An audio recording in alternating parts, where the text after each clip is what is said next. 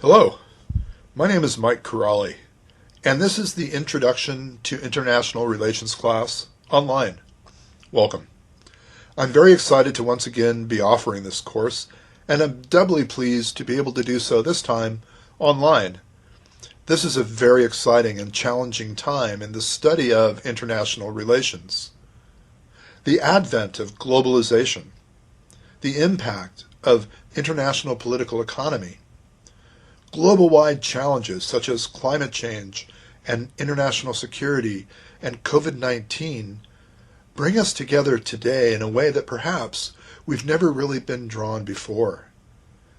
In many ways, tried and true economic, political, social, and cultural alliances of the past are changing and morphing as we watch. New alliances are forming and old alliances seem to be falling away. The rise of populism and nationalism, not just in the United States, not just in Europe, but worldwide. The impact of neo-mercantilist economic policies, the abandonment of globalist ideals and of Bretton Woods institutions creates challenges for the future. In this class, we will all study these phenomena and try to wrap our arms around what it means to be a global citizen in this third decade of the 21st century. I really enjoy Madeleine Albright. She was a Secretary of State in the Clinton administration in the 1990s. Her books are amazing, very well written, very engaging. She has not only a biography, but several books talking about foreign policy and the development of foreign policy in her time as Secretary of State. If you ever get a chance to read any of her books or to listen to her lectures, I would really encourage you to do so. But this quote is really engaging and it's a little fun. She says, "A lot of people think international relations is like a game of chess, where people sit quietly, thinking out their strategy, taking their time between moves." Well, she says it's more like a game of billiards with a bunch of balls clustered together, and I would argue somebody with a really big pool cue getting ready to smack them. That is diplomacy. That is international relations in this era. So thank you, Madeleine Albright, for that chuckle and that perspective. Together, as we proceed through this course, we're going to aim to explore the evolution of the discipline of international relations, IR, over the past century by examining our changing understanding of order within the anarchic international system.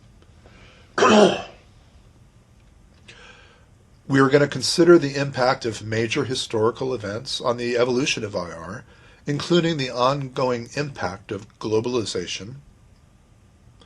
We're going to be introduced to a broad range of theoretical tools that will help us examine the behavior of international actors and the nature of international systems. We're going to define and discuss some of the main concepts within the discipline, including war and peace, the state, the individual, and power. This course is going to aim to critically assess the challenges facing contemporary international society. Insofar as your reasonable expectation of learning outcomes by taking this course, at the end of our time together, and having completed the essential readings and the activities, you should be able to explain the relevance of key terms in IR, identify the strengths and weaknesses of its various theoretical approaches, be able to analyze international events from a variety of theoretical viewpoints, and you should be able to describe the nature of units and social structures within the contemporary international system. This introductory lecture simply seeks to familiarize you, to introduce you to the subject area. We don't mean to go deeply into any of these areas or to spend much time on each one individually. Rather, this is simply an overview of the course and what your expectations might be.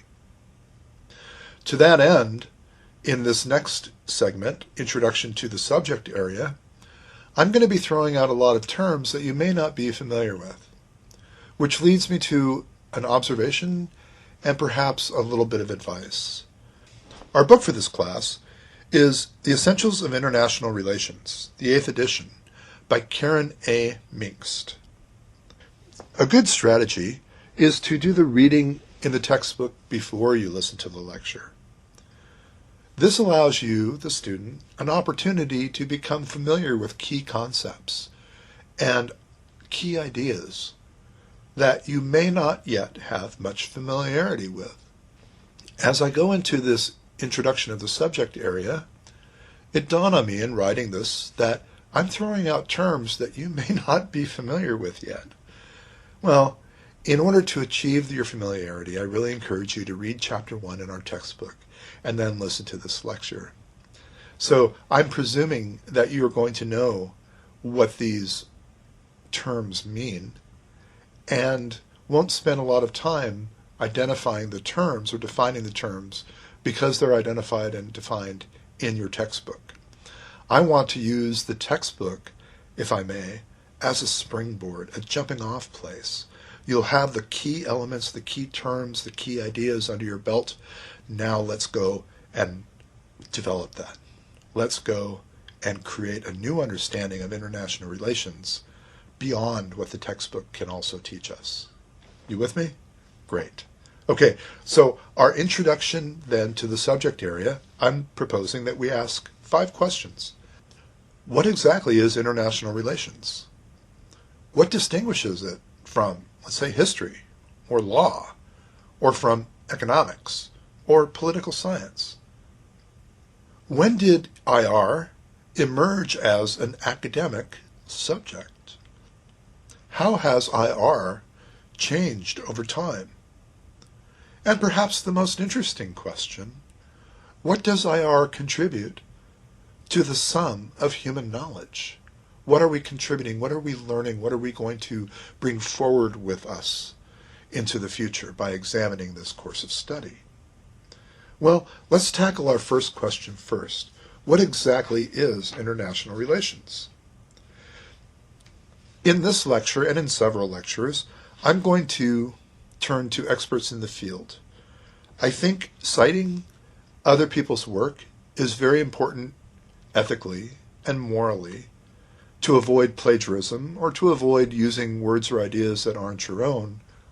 But if I may, by turning to experts in the field, you're actually also giving your work weight or gravity, because you're citing those people who are recognized in their field, in their academic disciplines, for their writings. To that end, Mr. Brown suggests that international relations, then, is a survey of the field, suggesting a number of different definitions might be employed. For some, international relations means diplomatic strategic relations of states or between states. And the characteristic focus of international relations is on the issues of war and peace or of conflict and cooperation. Others see international relations as about cross-border transactions of all kinds, be it political, economic, or social.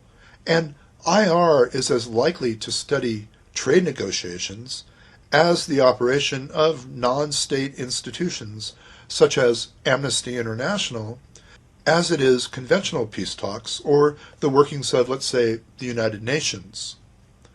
Again, with an increasing frequency in the 21st century, some focus on globalization, studying, for example, world communications, transportation, security, financial systems, health systems, global business corporations, and the emergence of a global society.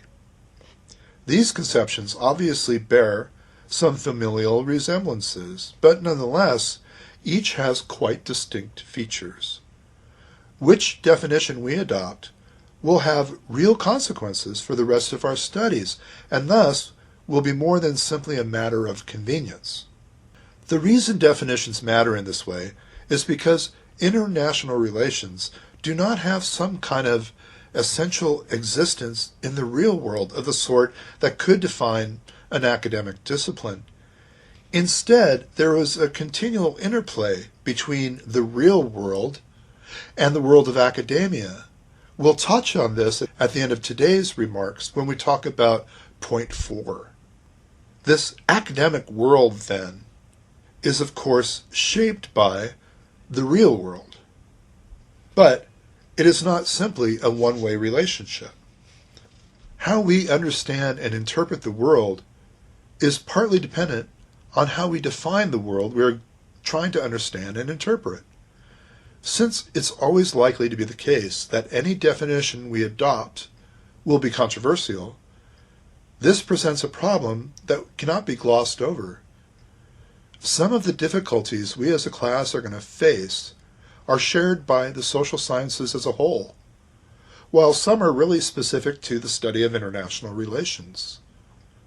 The arguments are often not easy to grasp, but the student who understands what the problem is here will have gone a long way to understanding social sciences and how social sciences function, and why international relations theory is such a complex and difficult, but ultimately very rewarding subject for study. In my next question, I asked, what distinguishes IR from history or law, from economics or political science? Well, like most long-running interdisciplinary relationships, the liaison between international relations and history has taken many turns. In some respects, history has always been a core feature of the international imagination. On both sides of the Atlantic, leading figures in the discipline employed history as a means of illuminating their research. Although seemingly banished to the margins of the discipline by the rise of neo-positivism, there's a term that comes out of your book, history never really went away as an important feature of IR's toolkit. Rather, history becomes part of a broader tug-of-war between approaches that retained history as their central locomotive, and IR students who saw history as providing the main ammunition for their experiments. History has always been employed, albeit unevenly, throughout the life of the discipline.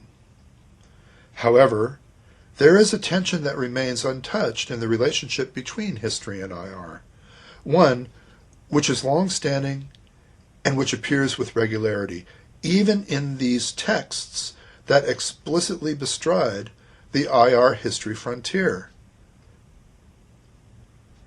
Political scientists are more likely to look to the past as a way of supporting or discrediting theoretical hypotheses, while historians are more likely to be interested in past international events for their own sake.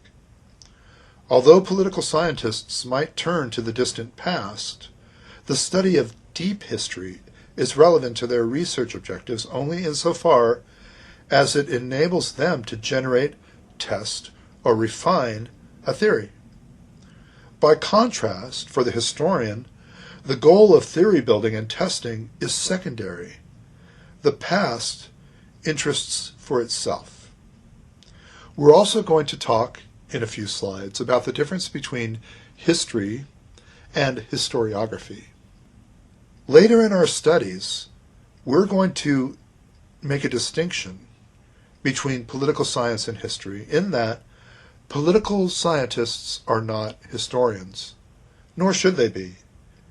There are real and enduring epistemological and methodological differences that divide the two groups, and there is a great value in recognizing, maintaining, and honoring these differences.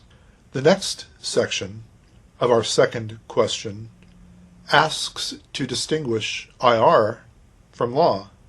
Well, there are four concepts with which we would be interested in this question, but each have their own specific meaning. As we've said, international relations deals with the relationships between states. These relationships can be political, economical, geostrategic, legal, or as a courtesy between two societies. International law is an aspect of and is developed within, but also helps mold international relations. So international law is that area of law which governs relationships between states. Now, not all such relationships are governed by international law. Some remain outside, like aspects of politics or cultural exchange. But the legal norms do tend to multiply over time, just like they do within a state. Note that private international law, or the conflict of laws, governs relationships between private parties which might have some kind of an international element. Another area of law that touches on international relations is human rights law, which is the area of law which governs the fundamental and second and third generation rights. These two, human law, is the area of law which governs the fundamental and second and third generation rights of human beings wherever they are located and whatever the conditions. Human rights law is established both through international law instruments like human rights treaties and declarations, but also within each country specifically by its national laws, as such in the United States, the first 10 amendments to the Constitution, or the Bill of Rights. And so these touch on human rights law, another aspect of international law that impact international relations. Another aspect is international humanitarian law, which is the area of law which governs the rights of individuals and combatants in an armed conflict or in a disaster situation. The conflict can be international, traditionally, but this has been expanded also in some in-country conflicts like civil wars or insurgencies. And so international humanitarian law is very broad, and it touches on both political, economic, and societal aspects. The fourth element of our second question, what distinguishes IR from economics, is even more complex. And we're going to introduce international political economy as one of the chapters and one of the lectures in our course. International political economy is in and of itself a fascinating academic discipline that I'm very familiar with, and I encourage you, if you're interested in international relations, in your next step to study international political economy. Niger Woods, in her article, Economic Ideas and International Relations, Beyond Rational Neglect, writing at Oxford University in England, suggests that economic ideas are wrongly neglected in international relations. Although states and other actors are assumed to be driven by their economic interests, the question of how an actor defines its economic interests is seldom addressed. Clearly, a state perceives its international economic interests on the basis of set ideas or beliefs about how the world economy works and what opportunities exist within it. This speaks to several of the perspectives that we're going to be touching on, whether it's liberalism, structuralism, constructivism, or realism. What this suggests is the state perceives its international economic interests on the basis of its set of ideas, whether that set of ideas is liberal, realist, perhaps mercantilist, constructivist, or structuralist. Yet, scholars of international relations have seldom contemplated the sources and content of the economic ideas that shape and define the state's national economic interests.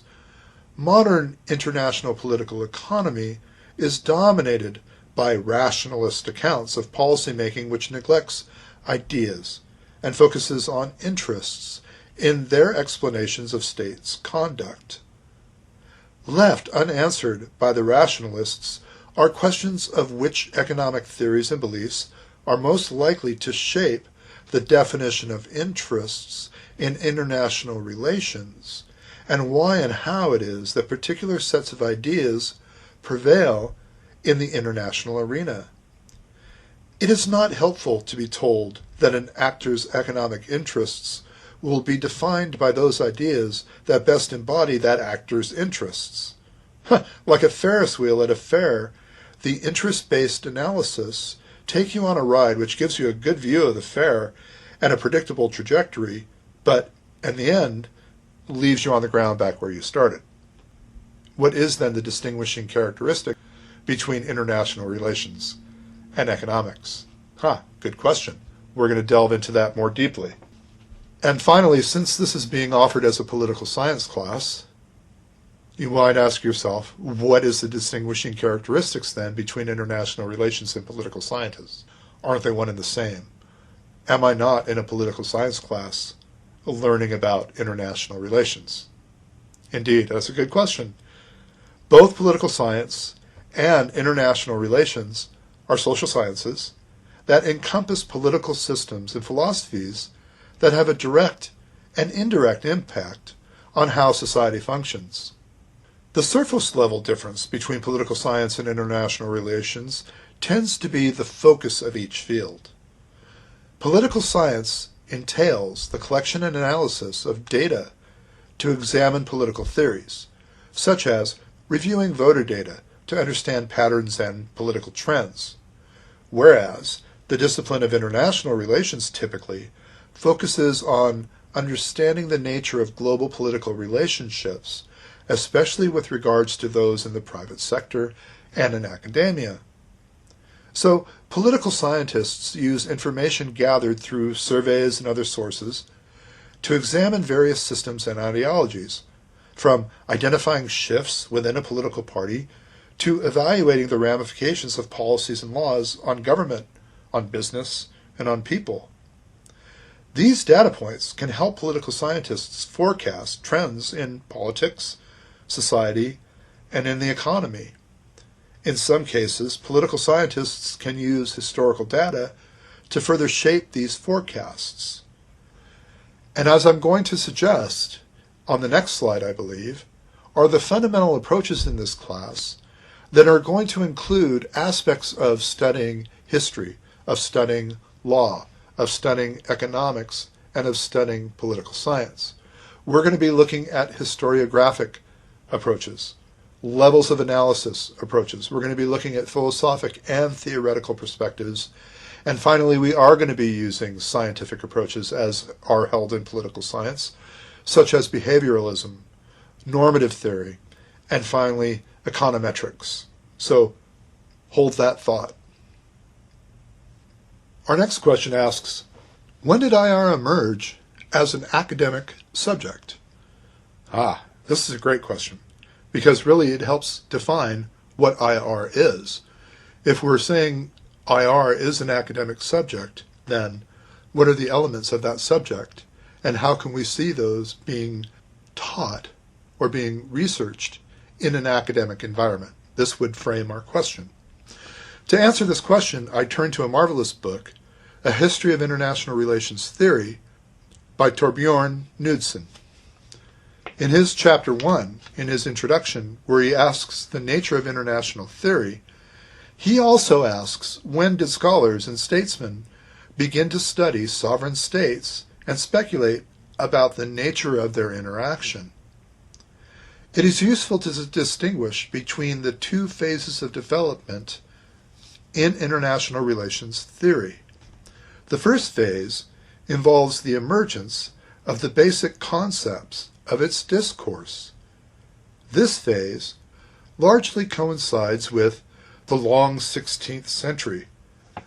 This was an age in which Renaissance discoveries in space, a la the Americas, and time, a la the rediscovery of Greek and Roman cultures, writing of philosophy and the like, altered the traditional conceptions of world geography and of history. It was also an age in which the Reformation challenged the medieval outlook upon which these old conceptions rested. It was during this crowded and tumultuous era that the key concepts of international relations theorizing, such as state or sovereignty, found their first secular definitions. Major contributors to this formative first phase were Iberian lawyers, Spanish lawyers like Vittoria, and Italian historians and civil servants like Niccolò Machiavelli. The second main phase involves the continued discussion of these concepts and their inclusion in larger, explanatory frameworks. This phase is also going to be discussed in the first part of our course. It began during the violent final stage of the religious wars, and it lasted through the modern ages until the very end of the 19th century, or the 1800s. And it can be subdivided into several shorter periods of about a century each. During the first of these periods, roughly covering the 17th century, the basic legal and historical concepts of the first phase were synthesized into larger secular systems of thought.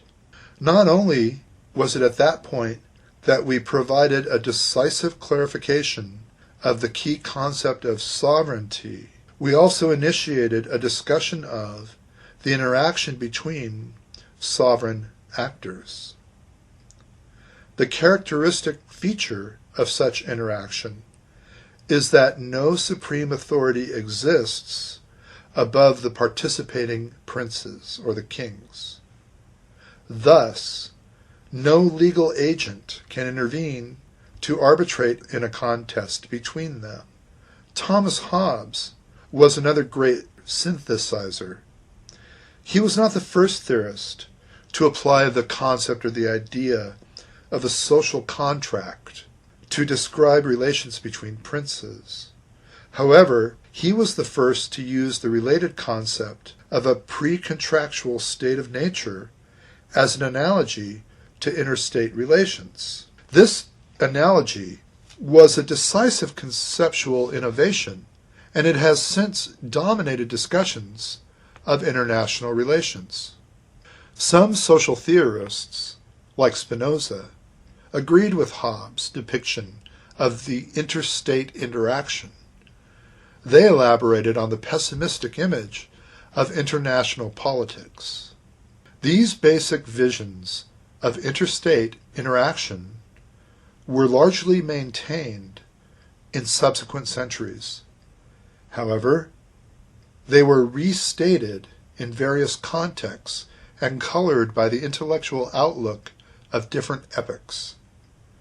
17th century speculations were built around a basic mechanical view of human society. It reflected most typically in the traditional balance of power arguments of the age. 18th century theorists were marked by a pervasive vision of the self-equilibrating properties of human interaction. 19th century speculations were dominated by images of progress or evolution. A third major phase of international relations theory and its study emerged around 1900. The transition from the modern to the contemporary phase was not marked by a clear rapture. When the study of international relations emerged as an academic discipline after World War I, it was dominated by the mental furniture of 19th century theorizing. However, the orderly arrangements which the old macro-theoretical propensities had imparted to the study of society and politics were waning. The 19th century's legacy to the 20th century's social scientists resembles an old house inherited from a rich aunt, worn, overdecorated, cluttered, but probably salvageable. After World War II, this was replaced by furniture in a much sterner style.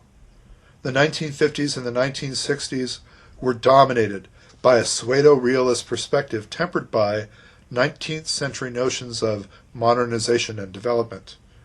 But increasingly, post-war speculations have been conducted in an atmosphere which resembles that of the 16th century, a fragmented field, split among various basic principles. Since 1970, the study of international relations has been torn among an increasing variety of competing approaches.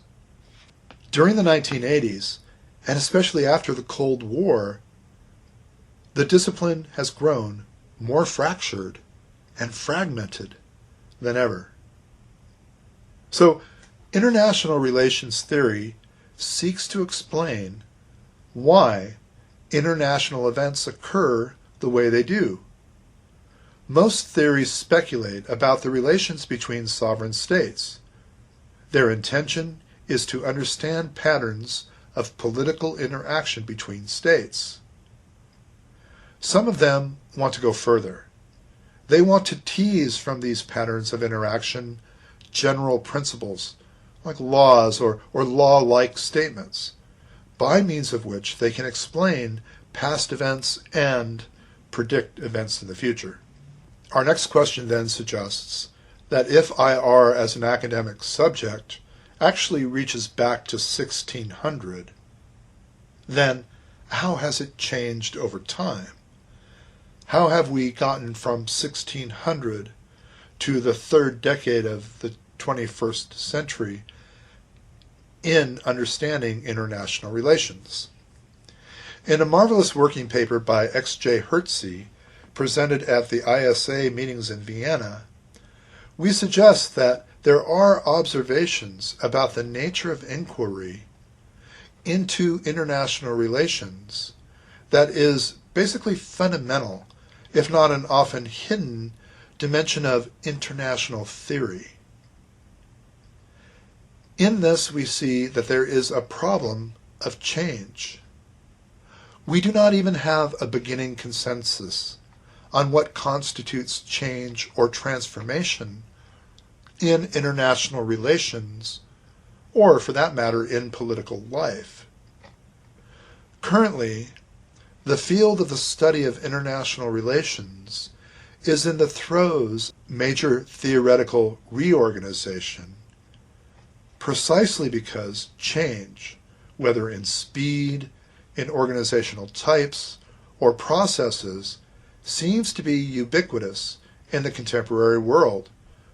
But we do not know what, theoretically, to make of it because there is no consensus on what we mean by change, not only to mention how to identify it. This is strange, since major schools of thought diverge from each other over differing perspectives on the human condition. Indeed, one can make the case that the great debates among theorists of international relations have been implicit arguments about the nature of change, its possibilities, and its consequences. Along with other dimensions that distinguish the various schools and strains of international theory, mutability, changeability, has been a major area of disagreement. Those who have been labeled realists belong to that category because they believe in common that anarchy creates a realm which predisposes states and their policymakers to behave in certain ways, irrespective of national attributes or policymakers' wishes. The price paid for political independence is insecurity, and it matters not whether we are speaking of the independent Greek city-states or city-states of Renaissance Italy or modern nation-states. Great philosophers, Thucydides, Menke, von Gentz, Gilpin, and Waltz, commonly share a view of recurrence in international politics and are skeptical about the possibilities of transcending the consequences of anarchy through international institutions, learning, or sociological and technological changes at the unit or transactional levels. Realists, in this sense, are pessimists. And whatever else their differences, change in international relations is limited to narrow parameters such as alterations in the base of power, the poles of power, or the cast of great power characteristics. Realists are castigated by many for not acknowledging that some things in international life have fundamentally changed, and that therefore the conceptual apparatus that may have been useful for understanding or even explaining diplomatic military life in the 18th and 19th century Europe will not help us a great deal today. Proponents of the view that the quality of international life today is fundamentally different are equally criticized for failing to acknowledge continuities. Absent some argument on what we mean by change, how we can identify it, and for what purposes, these debates are likely to continue and to come to no real resolution. In continuing then our examination of what has changed over time, the other obvious change is to IR more broadly. After fighting for many years to get recognition as an academic subject in its own right, a fight it continues to wage in many countries in continental Europe, IR, in an age of globalization, has become an increasingly popular subject with students in the 21st century. It is not clear whether this is because the end of the Cold War brought increasing opportunities for travel, greater international contact between academics and students, or because it brought a growing recognition that what happens in one part of the international system is bound to impact on every other part. Whatever the reason, there is little doubting the growth of the discipline. IR in the 21st century, with its many world-class departments, recognized international associations, the plethora of journals, global league tables, and intellectual superstars, has never looked in better shape. In many universities today, we see that traditional subjects like political science, which normally studies quote-unquote domestic affairs, are experiencing tough times. Meanwhile, IR, which looks at the state of the world today, is on the rise. Our fifth and final question, what does IR contribute to the sum of human knowledge, is in itself inimical. I'm not sure there really is one answer to that. In considering this lecture, in considering my remarks today, I thought very deeply about this. Walking around our beautiful neighborhood in Santa Rosa, albeit with the fires and the smoke and COVID-19 and all the other challenges that we face today, I realize that what it comes down to, for me, is that I am an individual in a society, and that I, as an individual, contribute to our society's health. By studying international relations, by studying history, by studying political science and law and economics, I am creating a person who is perhaps a little better able to make arguments for the betterment of humanity. Not that by my studies I am any smarter or any better than my fellows, just that I have perhaps a little broader perspective overall that I can bring to the table. And so my response then is, how does IR contribute to the sum of human knowledge? Is that my study of IR makes me a better human being. And my being a better human being contributes to the sum of human knowledge. Because I am a human being and I converse with and I interact with other human beings, perhaps my study brings benefit to the world in some small way. And I hope the same will be true then for all the students in this class. Whether you're a political scientist or an historian or an economist or a future diplomat, a future member of the State Department, an ambassador, or an international scholar, by virtue of this jumping off place in understanding international relations, I would argue that perhaps the world will be a better place for your having been here, for your having taken this class, and for your contributing your unique perspective and your unique studies to the sum total of human knowledge. As we develop our studies in this class and begin deepening our understanding through reading and through these lectures and through supplemental exercises in our essays, we will become familiar with the fundamental approaches that we are going to be using in this class. The four fundamental approaches, then, reflect my earlier question of how international relations is different from history or from law or from economics or political science, because international relations is going to draw from history, is going to draw from law, is going to draw from philosophy and from economics. We're going to be looking at historiographic evidence.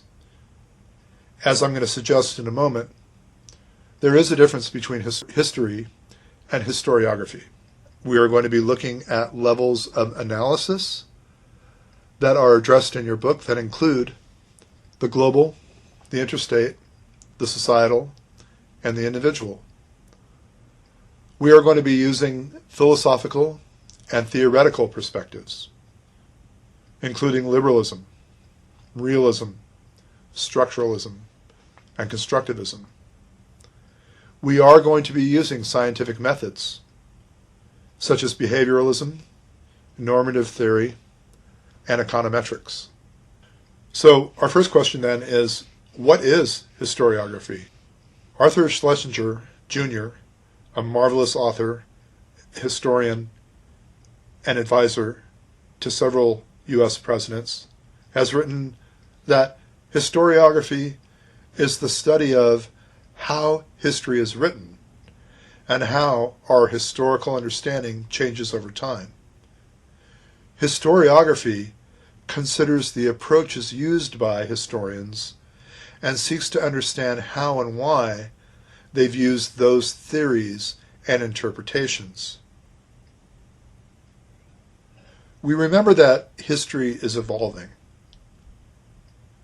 While the past itself never really changes, history, in other words, or our understanding and the interpretations of the past, is always evolving. New historians explore and interpret the past through their own methods, priorities, and values. They develop new theories and conclusions that may change the way we understand the past. So historiography acknowledges and discusses this process of change. Historiography is a difficult and complex study. It is an important component of most college or university level history courses where students are expected to know about the past and how it is interpreted or perhaps reinterpreted over time. To understand historiography, one must first accept that history is never really set in stone. Our understanding of the past is, and should never be, immune to criticism or challenge. One must understand the critical difference between historical fact, or things shown conclusively by evidence and are accepted as true, and history, which is the human study and interpretation of those things. So that is the difference between historical facts and interpretation of historical facts. The past certainly contains millions of concrete truths and facts. Abraham Lincoln was shot and killed by John Wilkes Booth in 1865. The Japanese did bomb Pearl Harbor in December of 1941. Germany was gripped by rampant hyperinflation in 1923. Yes, approximately 58,000 American servicemen were killed in the Vietnam War. These are historical facts. On the evidence available, these facts are beyond doubt. Taken on their own, however, these facts can be dry, isolated, or devoid of meaning. The role of the historian, then, is to make sense of these facts through research and analysis. To do this, they examine and interpret evidence, form conclusions, develop theories, and then articulate their findings in writings. And so historians must answer many questions, including how and why particular actions, events, or ideas came to be. In other words, what were the causes? What were the effects or the consequences? What were the outcomes of particular actions, events, or ideas? They are wont to look at actions or the contributions made by different people, their significance.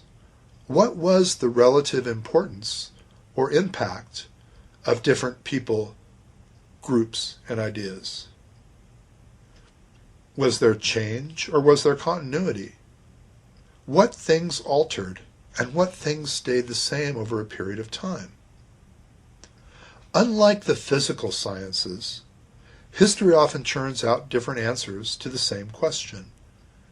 Historians frequently study the same set of facts, but end up reaching different explanations or conclusions. Think of this as a sports analogy.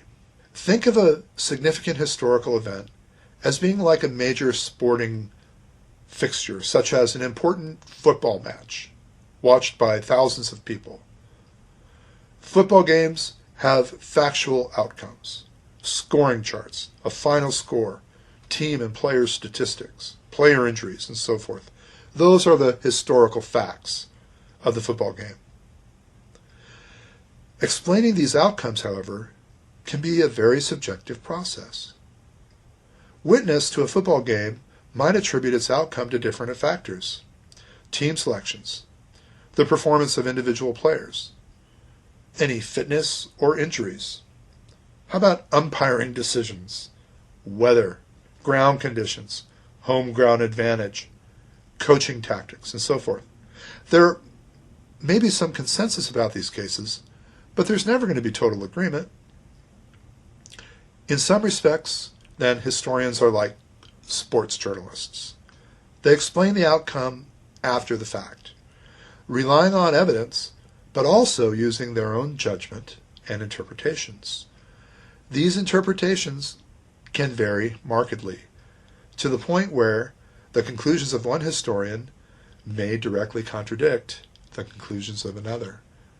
And so again, while we use history in examining international relations, we are also going to be very focused on using historiography to do that as well. I look forward to those conversations and to working with you to achieve that. While Karen Minkst, in our textbook Essentials of International Relations, 8th edition, also touches on levels of analysis, I'm drawn to another interpretation by David Balam in his book, The Introduction to International Political Economy. In his chapter 1, he outlines the global, interstate, state, societal, and individual levels, where he says the global level is the broadest and most comprehensive level of analysis. We look at global international relation constraints and opportunities resulting from changes in technology, in global markets, or in the natural environment. Global level factors cannot be traced to actions of any one state, any group of states, individual or group. For example, the development and proliferation of standardized shipping containers made outsourcing more viable because loading, unloading, and transportation of manufactured goods became significantly cheaper and easier. This new technology helped change where production occurs in the world.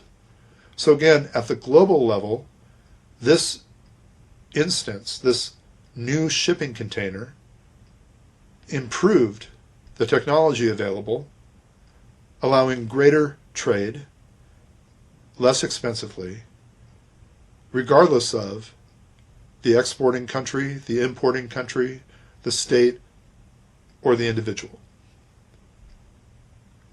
Bolam suggests that we also have a level analysis at the interstate level, where we analyze how the relationship between states affect global outcomes. For example, he gives an alliance and the balance of power, or the distribution of power, between states profoundly shape what actions individual states can take and what threats they face. And so interstate relations is at the heart of international relations. And so we'll be coming back to this level on an almost daily basis. At the state-societal level, we analyze how bureaucratic decision-making and the type of government shapes outcomes. We also look at how lobbying, electoral pressures, culture, and a country's class structure determine foreign policy actions. As an example, and we'll be studying this in a lecture that looks at the Trump administration's neo-mercantilist policies and how those policies benefit foreign nations through the eyes of U.S. farmers and federal subsidies of agricultural industries in the United States.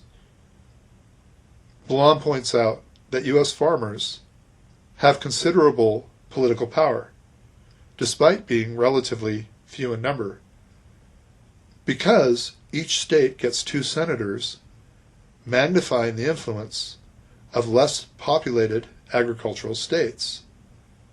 Therefore, on a state-societal level, the U.S., through its Congress, gives relatively large subsidies to American growers of cotton, corn, and other crops, and maintains significant tariffs and quotas on imported agricultural commodities, all of which hurt farmers in poorer, developing countries.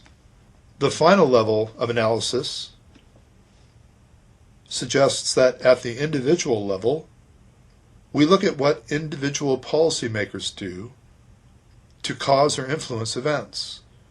We try to understand the psychology, the goals, and the ideology of state leaders. Not all leaders react the same way to the same events and information.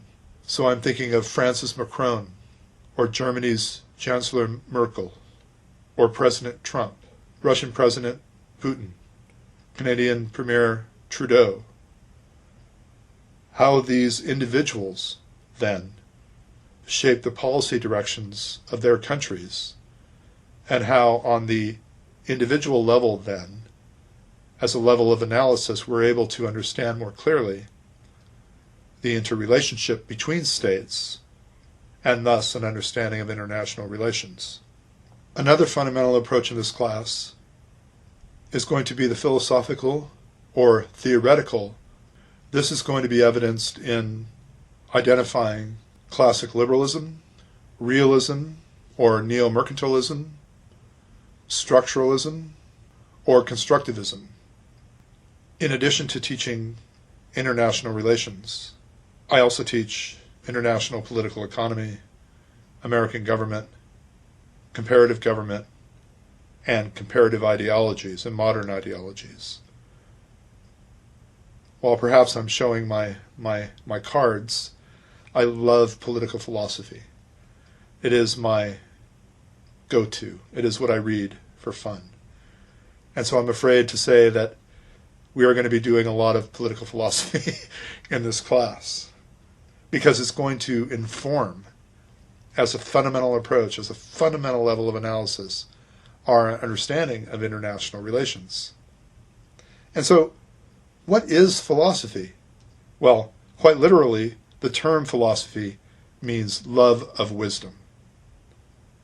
In a broad sense, Philosophy is an activity people undertake when they seek to understand fundamental truths about themselves, the world in which they live, and their relationship to the world and to each other. As an academic discipline, philosophy is much the same. Those who study philosophy are perpetually engaged in asking, answering, and arguing for their answers to life's most basic questions. To make such a pursuit more systematic, academic philosophy is traditionally divided into four major areas: metaphysics, epistemology, ethics, logic, and the history of philosophy.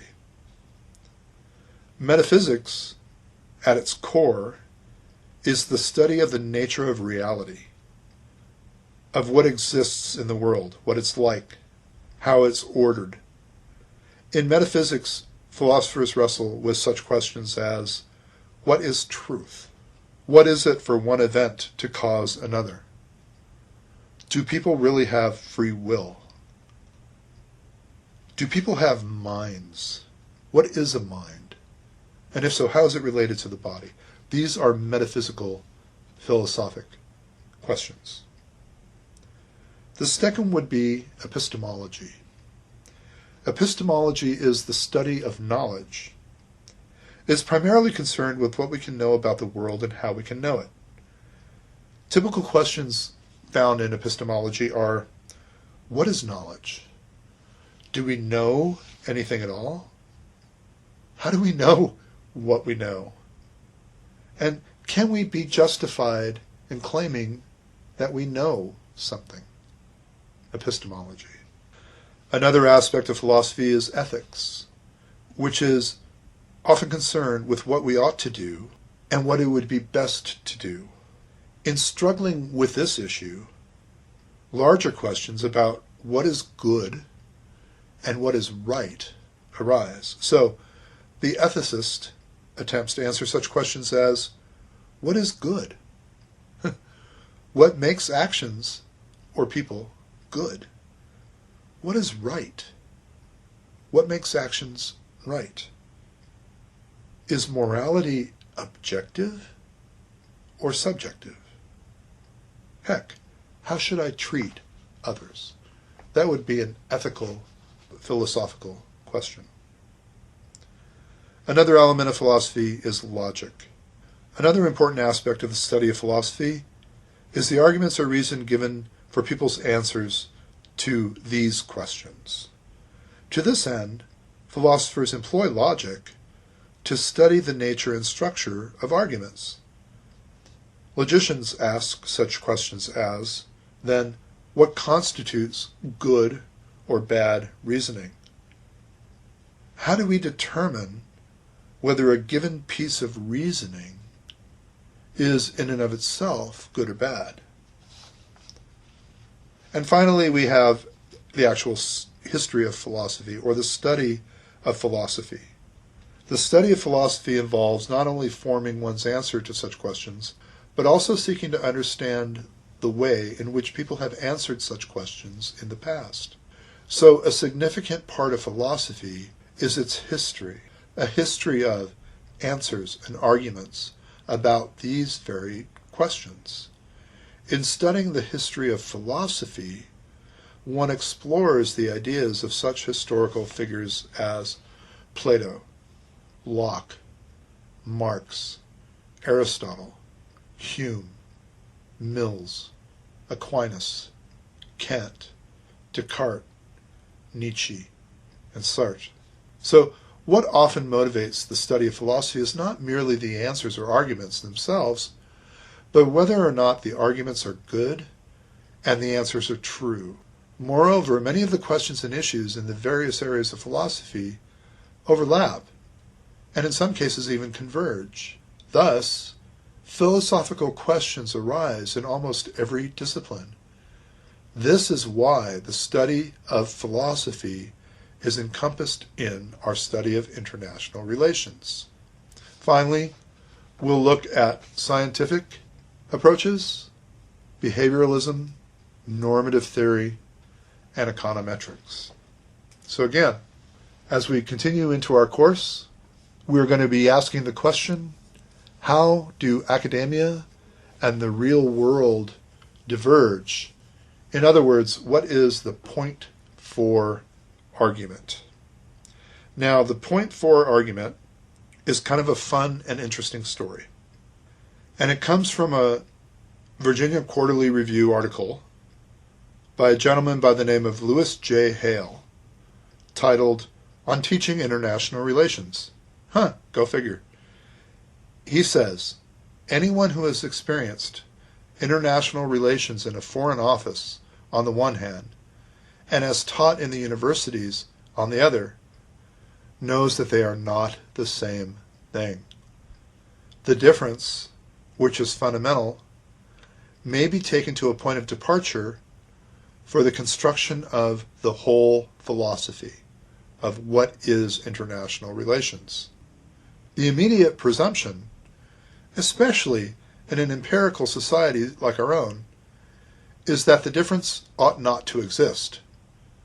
International relations, as practiced in foreign offices, is the real thing, and it is the real thing that should be taught. This view became dominant in the United States at the end of the Second World War. There was a revulsion against the utopianism that had characterized the teaching of international relations in the period between the two wars.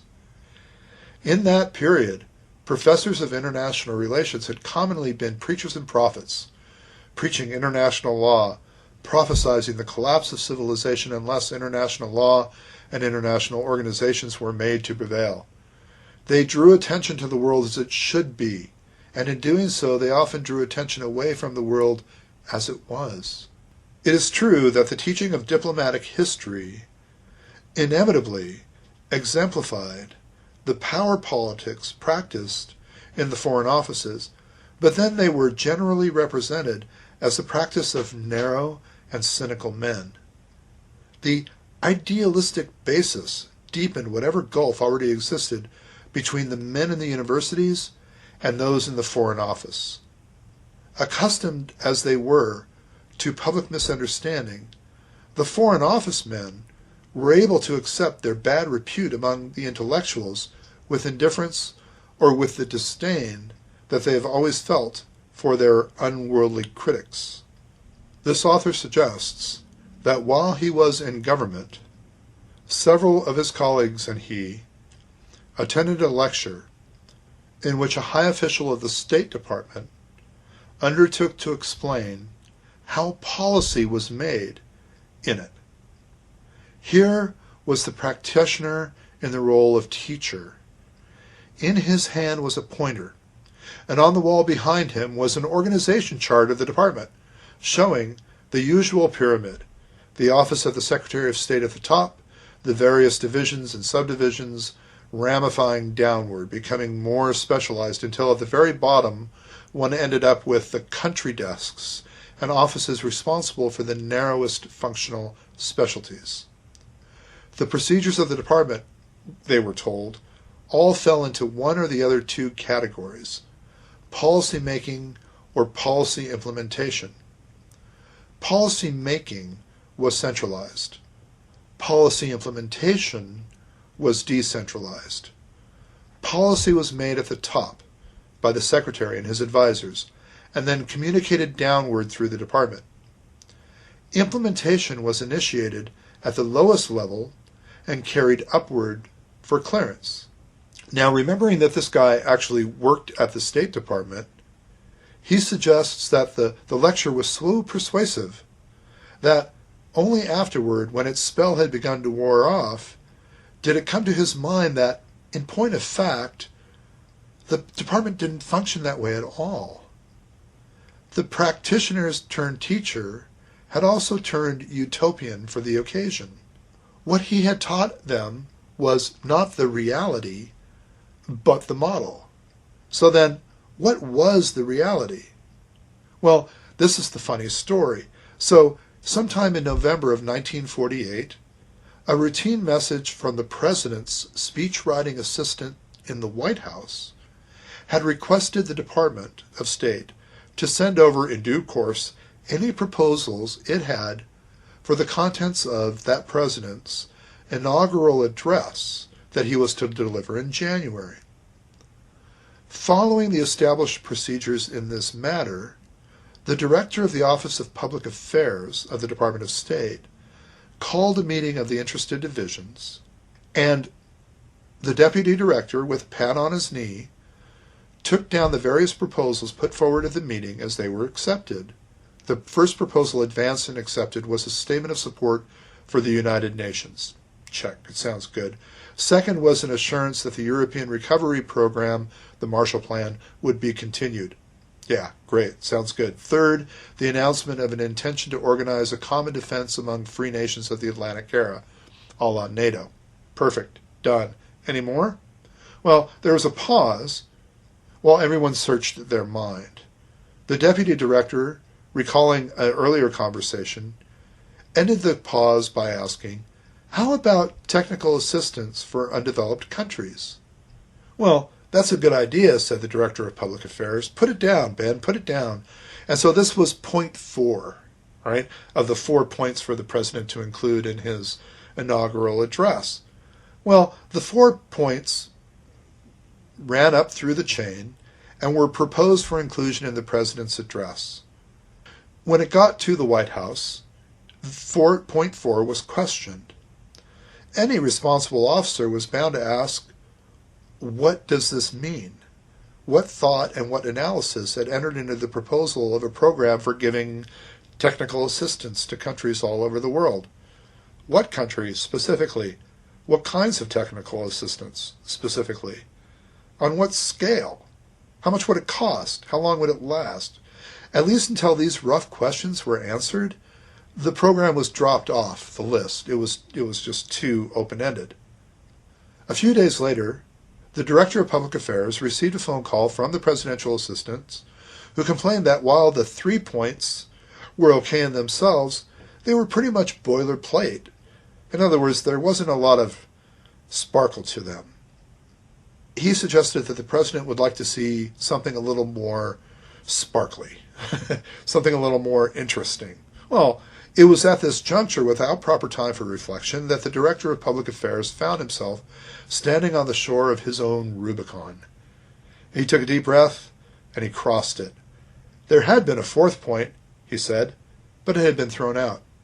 "Oh, what was it?" And the director told him what it was. He said, "That's great." It's the voice from the White House. And point 4 was back on again. If anyone had given the matter thought, from that moment until the delivery of the address on January 20th, they find no indication of it.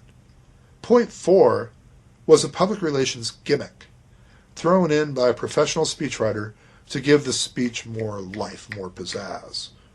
When the newspapers dramatized it in their principal headlines on the morning after the inaugural address, the White House and the State Department were taken completely by surprise. No one, not the President, not the Secretary of State, not the Presidential Assistant, or the Director of Public Affairs, knew any more about point 4 than what they could read for themselves in the meager and rather rhetorical language of the speech. No one could answer the pressing questions of the newspaper reporters, of the congressmen concerned with appropriations, of the foreign diplomats. It was only now, after the inaugural address had been delivered and the bold new program acclaimed all over the world, that machinery was set up in government to look into the possibilities of such a program and to begin to make plans. The inauguration of an actual program was not to come until 21 months later, 21 months of hard-packed confusion in which the careers of good men were broken and ulcers proliferated.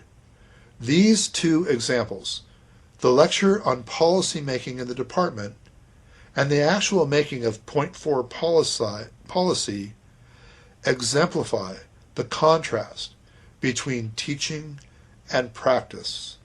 What is taught is an ordered and formal scheme. What happens in practice is unordered, a series of accidents. The question is whether that we, as professors, ought to teach the formal scheme, or, rather, the series of accidents. The formal scheme is readily teachable. It's easy. There are, however, intrinsic difficulties in teaching what is formless and accidental. Accidents lack regularity. There are different accidents on every occasion. The formal scheme is a prediction of what will happen tomorrow and the next day whenever a policy question arises. The series of accidents, always unique in its occurrence, is unpredictable. The series of accidents by which the Point 4 policy came to be made was without precedent and would not be repeated in the production of other policies, each of which would be the consequence of an equally unique series of accidents. The particular series of accidents that results in the birth of any particular policy represents chaos rather than order. While we may dip into chaos for examples to describe, each example is unique. Chaos itself, chaos as a whole, cannot be described, and therefore it cannot be taught.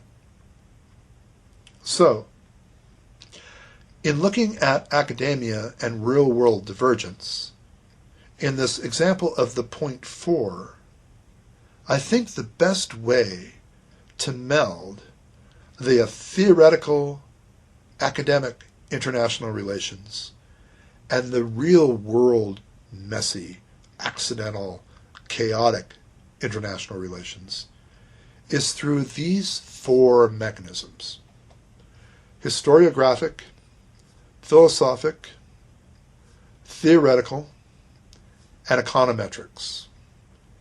Now, a good example of this I'm going to throw out there is looking at theoretical perspectives that we're able to use case studies as a balance between the academic and the real world. For example, as we go forward, we're going to study liberalism, realism, structuralism, and constructivism. Now, as we know, these are fundamental approaches, or philosophic and theoretical perspectives on international relations.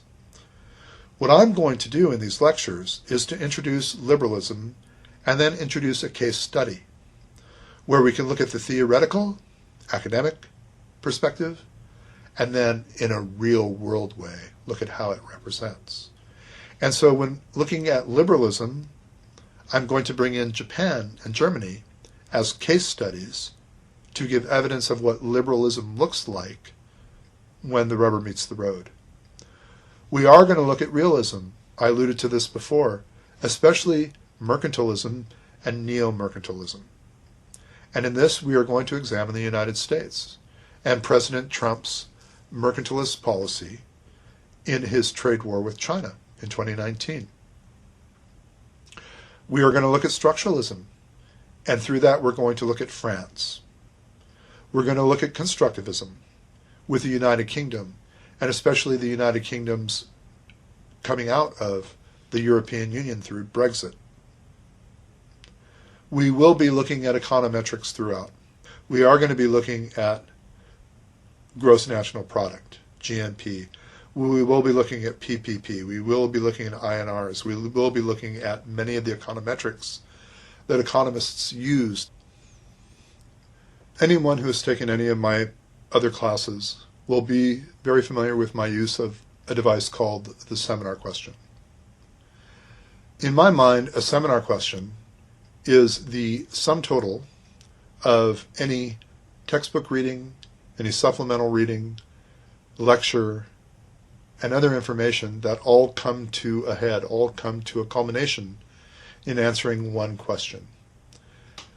What I would hope for is, in this instance, 2.5 to 3 pages double-spaced, and this will be true for all my seminar questions throughout this course, where I ask you in this first seminar question to tell me why you're interested in studying international relations. What made you select this course? Be honest. Was it the schedule? Was it the availability? Was it that they didn't have anything else that you wanted to take? Or what is your abiding interest in international relations? Are you a history major? Are you a political science major? Are you an economics major? What is your draw? Why are you here in this class? Why are you studying international relations? What do you hope to get out of this class? What do you hope to contribute? Tell me a little bit about yourself. This is free-floating. It's kind of a freebie, right? There is no wrong answer. But I do want to hear from you, and I do like to understand who you are, who the student is on the other end of this recording, so that I could get a sense of how to best serve you, how to best reach you and engage you in this important and interesting study of international relations. So, the seminar question as described on this slide then will be due on the date given in the Canvas mechanism, and I look very forward to reading them. Thank you. Welcome again to International Relations with Mike Corrali. Have a great day.